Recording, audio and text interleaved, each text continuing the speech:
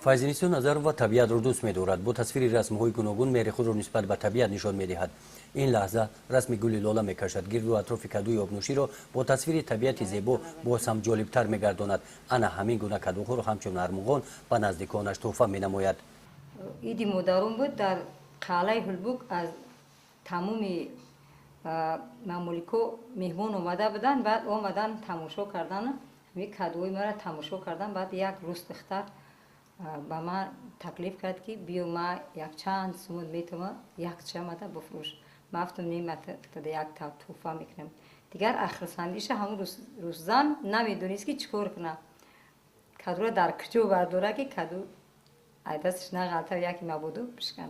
فایزینیسیون شغل خانگیش گلکاری و رسومی میباشد. کسبش معلمی است. در مؤسسه تحصیلات میانه عمومی رقم 11 ناحیه واسه راهبر محفل دستان ماهر بوده هنر مردمی را به دختران میآموزاند. در نمایش هنرهای مردمی که بخشیده به سال رشد سیاحی و هنرهای مردمی در این مؤسسه تعلیمی دایر گردید، محصول کارهای اعضایان محفل و نمایش گذاشته شدند که بازگوی ذوق بلند داشتن شاگردان و هنرهای مردمی میباشند. با اقدام فایزینیسا در مکتب روزهای نزدیک آزارخانه مکتب گشوده می شود.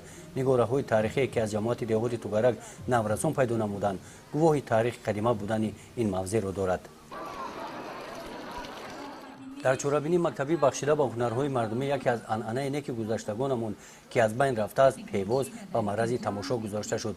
با پیشنهاد و اجرای نقش‌ها فایزگل با شاگردانش این عنعنه زنان کوهستان تاجیک را پیشکشی نورسان نمودند.